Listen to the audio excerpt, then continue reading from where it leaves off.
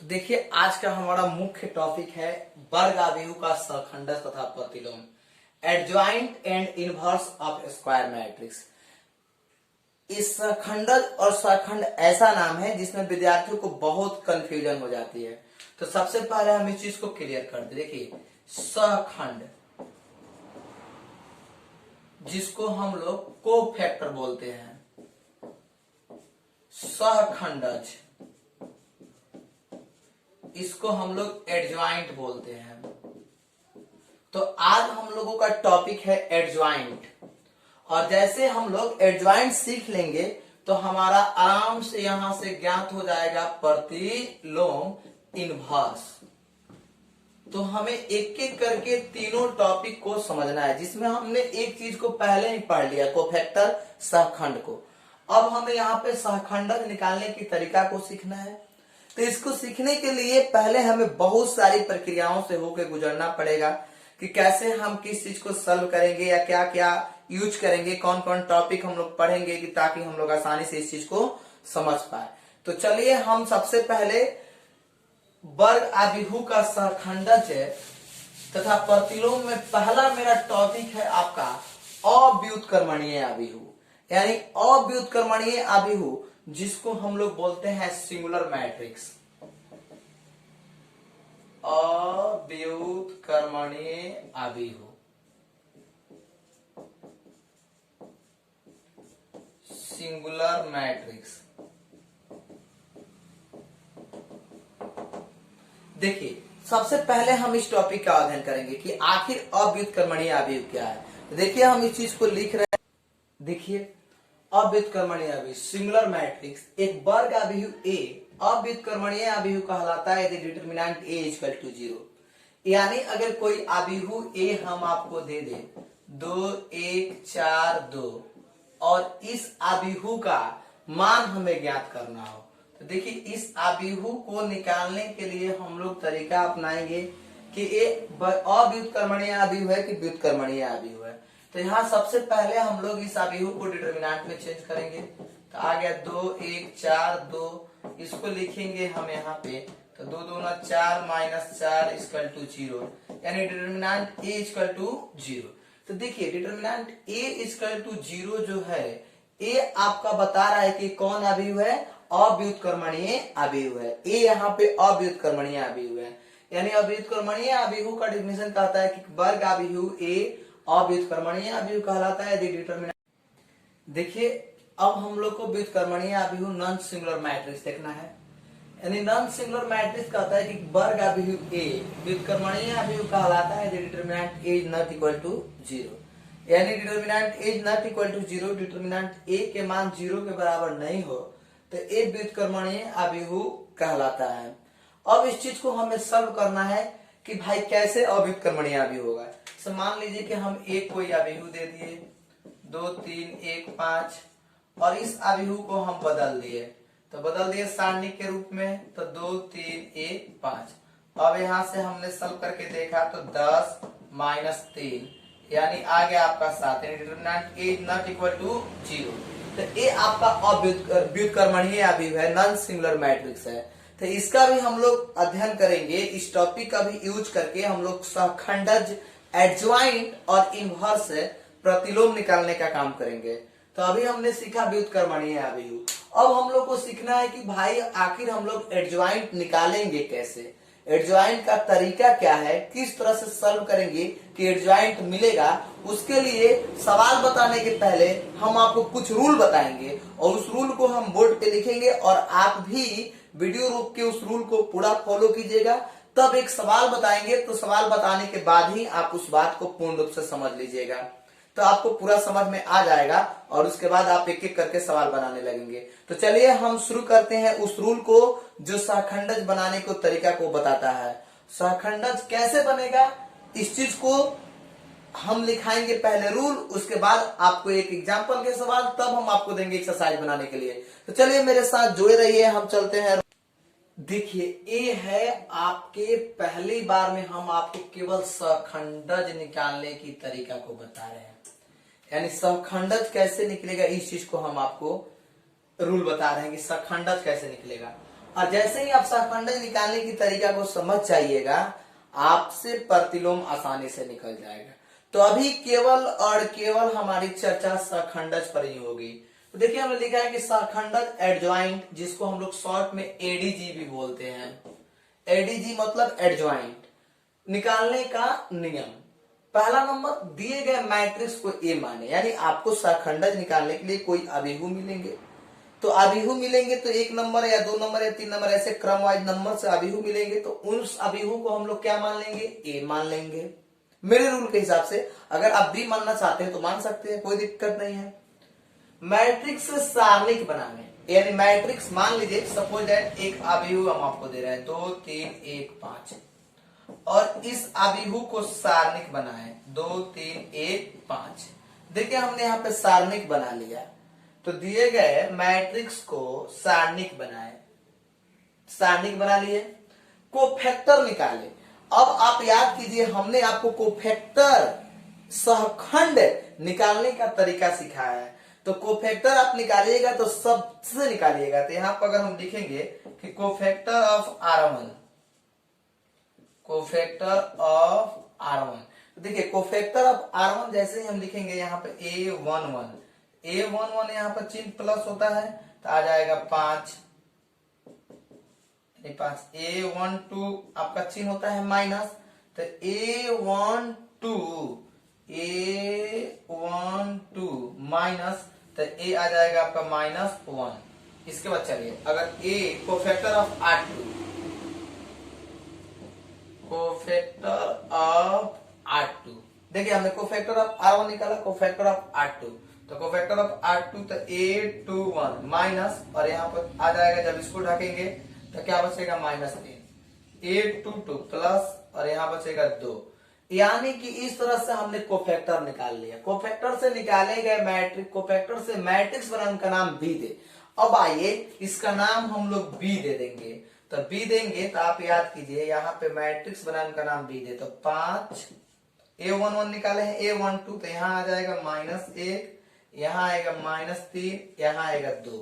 Cofactor से matrix बना, उनका नाम बी दे। बी मैट्रिक्स का परिवर्त ले, परिवर्त यानी ट्रांसपोज मैट्रिक्स। आप याद कीजिए हमने आपको ट्रांसपोज मैट्रिक्स पढ़ाया, यानी किसी अभिहु के पंक्ति को संगत स्तंभों में बदलने से प्राप्त अभिहु परिवर्त अभिहु कहलाता है। जैसे मान लीजिए यहाँ पंक्ति है, तो ये पंक्ति 5 - 1 है, तो इसको हम कन्वर्ट करते हैं बी डैश। तो ये अब पंक्ति में है तो कहाँ आ जाएगा, स्तंभ में। ये भी देखिए दूसरा पंक्ति में है तो आ जाएगा दूसरा स्तंभ में, यानी ये आपका आ गया परिवर्त अभिहु। अब रूल कहता है कि परिवर्त मैट्रिक्स से सहखंडज मैट्रिक्स होगा, यानी जो परिवर्त मैट्रिक्स होगा वही आपका सहखंडज मैट्रिक्स होगा। तो देखिए इसी को हम लिख देंगे एडीजी, यानी adjoint equal to determinant matrix 5 - 3 - 1 2, यही आपका सहखंडज अभिहु हुआ। यानी इस तरह से हम लोग सहखंडज निकालते हैं। तो ये देखिए हमने 2/2 यानी 2/2 ऑर्डर के अभिहु लेके निकाले हैं। अभी 3/3 ऑर्डर के अभिहु को हम लोग को समझना है। तब आप रूल को देख सकते हैं, दिए गए मैट्रिक्स को ए माने, तो पहले एक मैट्रिक्स मुझे मिला था, हमने इसको क्या मान लिया, लेट ए। मैट्रिक्स से सारणिक बनाए तो हमने मैट्रिक्स से क्या बना लिया, आपको सारणिक बना लिया। इसके बाद बोला कि कोफैक्टर निकाले, तो कोफैक्टर ऑफ R1 हमने A11 5, A12 -1, A21 cofactor of R2, इससे निकाल लेने cofactor of R1 cofactor of R2। अगर ये 3/3 ऑर्डर करा था तो cofactor of R1 cofactor of R2 और कोफैक्टर ऑफ R3 तीनों निकालते। तो यहाँ पर R1 R2 निकाले। उसके बाद बोला कि कोफैक्टर से मैट्रिक्स बनाए, उसका नाम बी दे। तो उसका मैट्रिक्स बनाए, इसका नाम क्या दे दिए, बी। अब इस बी मैट्रिक्स का परिवर्त ले, तो यानी बी मैट्रिक्स का परिवर्त ले, यानी परिवर्त ट्रांसपोज बी डैश हमने लिया, तो पंक्ति को स्तंभ में चेंज किया। ये बात हम लोग मैट्रिक्स में पढ़े हैं। और यहाँ भी हमने आपको बता दिया कि किसी अभिहु के पंक्ति को संगत स्तंभों में बदलने पर प्राप्त अभिहु परिवर्त अभिहु कहलाता है। तो यहाँ पर 5 - 1 तो एक कन्वर्ट हो गया, 5 - 1 -3 2। और यही परिवर्त अभिहु आपका एडज्वाइंट अभिहु यानी एडज्वाइंट मैट्रिक्स कहलाता है, जिसको हमने एडीजी लिखा है।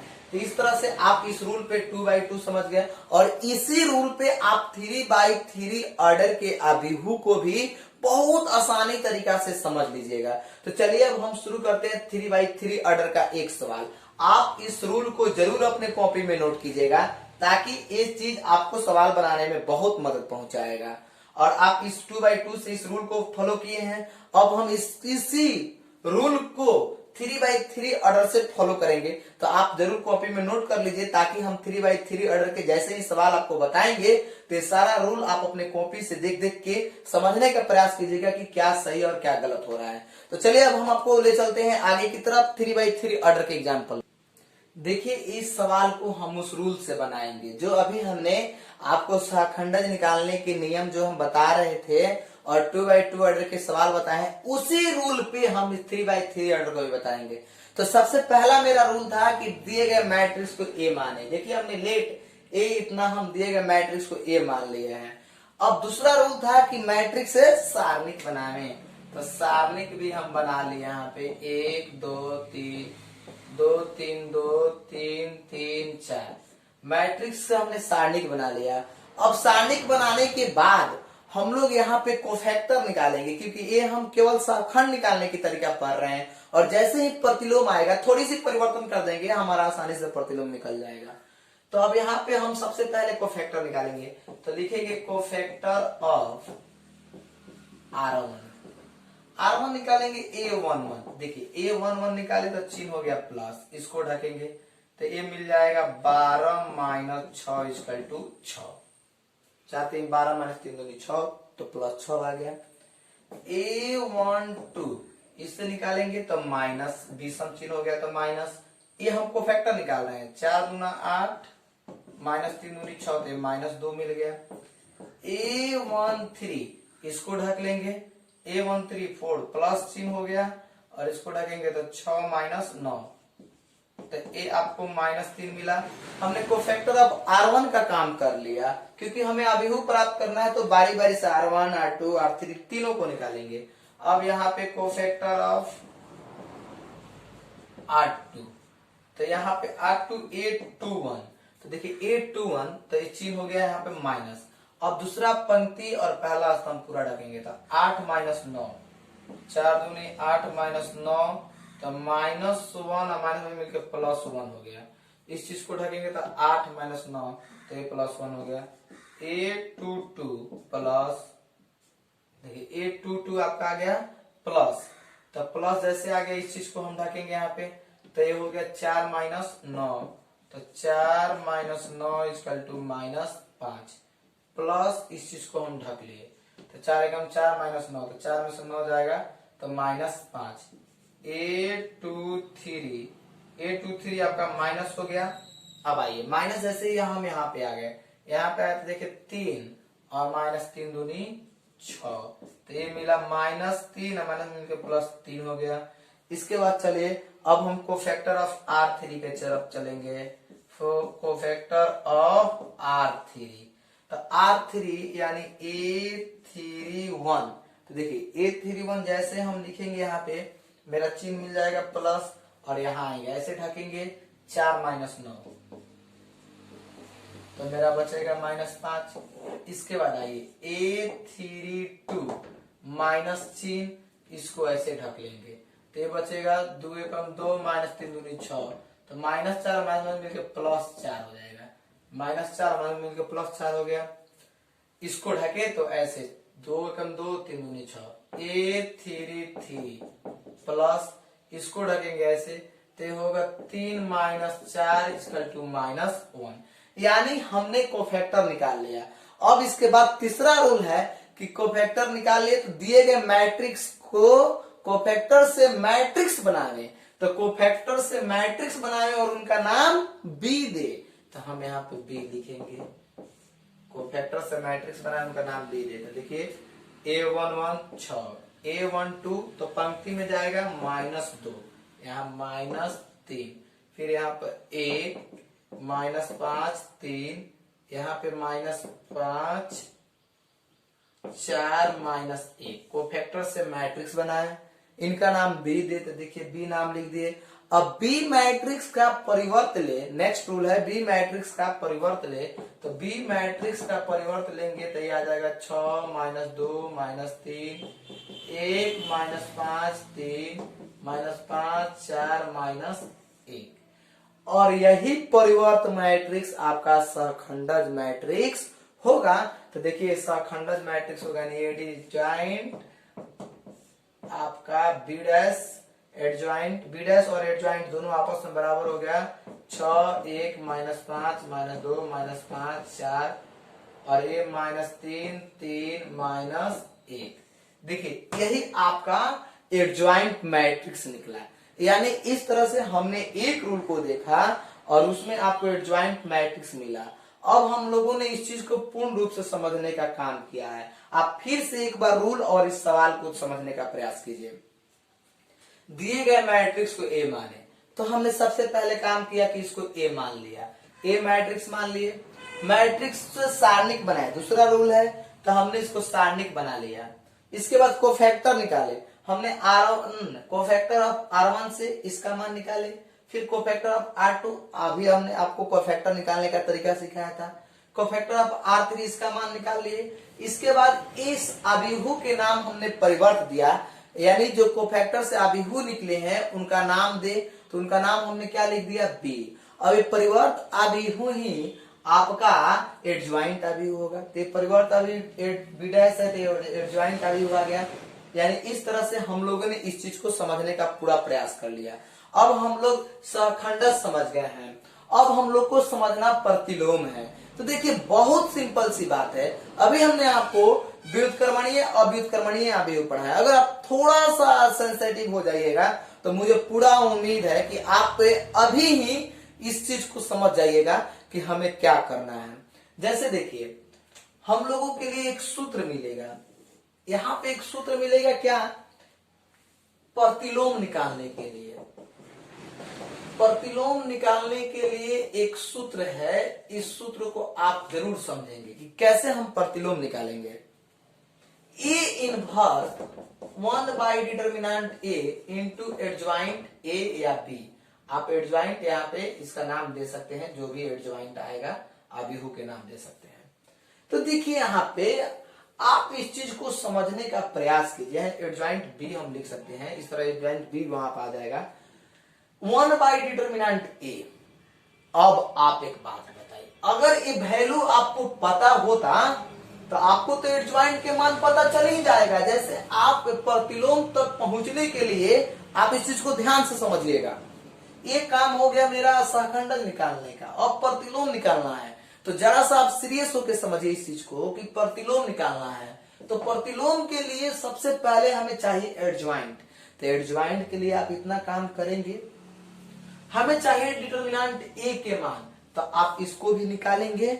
तो देखिए यही समझना है डिटर्मिनेंट ए। अब आप यहां पे अगर आपसे सवाल पूछा जाएगा कि प्रतिलोम निकालिए, तब आप यहाँ पे जो सारणिक निकाले हैं इस सारणिक को आप R1 R2 R3 C1 C2 C3 किसी एक से एक्सपेंड करके इस सारणिक के मान, इस डिटर्मिनेंट ए के मान निकालेंगे। क्यों? जब आपकी ये बात पूछा जाएगा प्रतिलोम की, तब जैसे ही प्रतिलोम की बात आएगी तो आपके दिमाग में ये सूत्र आना चाहिए कि A inverse 1 by determinant A adjoint A. ये बात आपके दिमाग में आनी चाहिए, और जैसे ही ये बात आपके दिमाग में आएगा आसानी से एक काम हो जाएगा। तो देखिए अब हम लोग को प्रतिलोम निकालने के लिए हमें डिटर्मिनेंट ए चाहिए, तो यहां पर हमने छोड़ दिया इस काम को, क्योंकि मुझे निकालना था सहखंडज, इसलिए हमने वहां पे आपको ध्यान नहीं दिलाया। बट अब हम आपको एक बार फिर पीछे से लेके चल रहे हैं ताकि आप इस चीज को आसानी से समझ जाए। डिटर्मिनेंट ए के मान हम जैसे एक्सपेंड करेंगे हमें कुछ मान मिलेगा, ऐसा भी कंडीशन आएगा कि मान शून्य हो जाएगा। तो देखिए अभी अभी हमने आपको अव्युत्क्रमणीय अभिहु सिंगुलर मैट्रिक्स और व्युत्क्रमणीय अभिहु नॉन सिंगुलर मैट्रिक्स पढ़ाने का काम किया था। आप बताइए, हमने आपको बताया था कि अव्युत्क्रमणीय अभिहु एक वर्ग अभिहु अव्युत्क्रमणीय अभिहु कहलाता है यदि डिटर्मिनेंट ए इक्वल टू 0, यानी डिटर्मिनेंट ए के मान अगर 0 के बराबर हो जाएगा तो वो आपका अव्युत्क्रमणीय अभिहु सिंगुलर मैट्रिक्स कहलाएगा। और उस जब आप डिटर्मिनेंट ए के मान 0 आ जाएगा तो उसका प्रतिलोम मैट्रिक्स प्राप्त नहीं होगा। क्योंकि आप देखिए अगर सपोज दैट ऐसा है नहीं, हम आपको बताते हैं कि 1/0 आ जाए, डिटर्मिनेंट ए के मान अगर यहाँ 0 आ जाता तब आप इनफिनाइट हो जाता, एडजॉइंट ए के मान कुछ मिलता था, इनफिनाइट गुने एडजॉइंट ए, तो ये चीज आपका गलत हो जाता है, पूर्ण रूप से गलत हो जाता है। इसलिए यहां पे समझना है कि यानी जिस सारणिक के मान अव्युत्क्रमणीय यानी डिटर्मिनेंट ए के मान 0 के बराबर हो गया, उस सारणिक को प्रतिलोम निकाला नहीं जा सकता है, हम लोग उसका प्रतिलोम नहीं निकालेंगे। बात को समझ जाना है, यहां से प्रतिलोम नहीं निकल पाएगा। और जिस सारणिक के मान 0 के बराबर न हो यानी व्युत्क्रमणीय अभिहु हो, नॉन सिंगुलर मैट्रिक्स हो, तो नॉन सिंगुलर मैट्रिक्स का डेफिनेशन है कि वर्ग अभिहु नॉन सिंगुलर मैट्रिक्स व्युत्क्रमणीय अभिहु कहलाता है यदि determinant A is not equal to 0। तो मान लीजिए A is not equal to 0 तो माइनस में भी आ सकता है, प्लस में भी आ सकता है, -200 भी आ सकता है, +400 भी आ सकता है, 10 भी आ सकता है, 5 -2 -1 आ सकता है। बट डिटर्मिनेंट का मान यहाँ पे इसका मान 0 नहीं आना चाहिए। अगर 0 आएगा तो प्रतिलोम मैट्रिक्स प्राप्त नहीं होगा, आप इस प्रतिलोम को नहीं निकाल पाएंगे। तो देखिए इस चीज को हम लोग को समझना था। और जैसे आप ये निकालते आइएगा तो एडजॉइंट तो आपको निकालना ही पड़ेगा, क्योंकि जैसे प्रतिलोम निकालने की बात आएगी तो आप पूरा काम करेंगे और यहाँ पर थोड़ा सा परिवर्तन करेंगे। आप सारणिक निकाल के पहले जांच कर लेंगे, यदि सारणिक में उसका मान 0 के बराबर आता है तो आप बोलेंगे कि इसका प्रतिलोम अभिहु होगा। यदि 0 के बराबर नहीं आता है तो प्रतिलोम अभिहु नहीं होगा। यानी मैथ के लैंग्वेज में बोलेंगे कि यदि अव्युत्क्रमणीय अभिहु है तो उसका प्रतिलोम अभिहु प्राप्त नहीं होगा, क्योंकि अव्युत्क्रमणीय का शर्त होता है डिटर्मिनेंट ए इक्वल टू 0। यदि व्युत्क्रमणीय अभिहु है, नॉन सिंगुलर मैट्रिक्स है जिसका शर्त होता है determinant A is not equal to 0, तो वो आपका प्रतिलोम अभिहु प्राप्त होगा। और जैसे ये मान मिलेगा तो आपको ये मान तो निकालना ही पड़ेगा यहाँ तक पहुंचने के लिए, तो आसानी से हमारा इनवर्स मैट्रिक्स भी प्राप्त हो जाएगा। तब आपके दिमाग में ये सब बातें चल रही होगी, तो जरूर हम उम्मीद करते हैं कि आप इस बात को जरूर समझ गए होंगे कि हम लोग कैसे इस चीज को बना पाएंगे, कैसे समझ पाएंगे। जैसे मान लीजिए सपोज दैट हम आपको इसी सवाल में थोड़ा सा परिवर्तित करके दिखाते हैं। देखिए अब हम इसको प्रतिलोम के लिए, तो प्रतिलोम के लिए सूत्र होता है A inverse 1 by determinant A adjoint A, यही सूत्र की चर्चा हम कर रहे थे। अब हमें इसका मान, तो देखिए हम इसका मान निकालेंगे तो डिटर्मिनेंट ए के मान -7 आएगा। हम निकाल चुके हैं, हमें ये बात पता है। आप इसको अगर एक्सपेंडिंग अलोंग R1 R2 या किसी से भी कीजिएगा तो डिटर्मिनेंट ए के मान -7 ही आएगा। तो जब -7 आ गया तो इसका प्रतिलोम अभिहु प्राप्त होगा। देखिए इसका प्रतिलोम अभिहु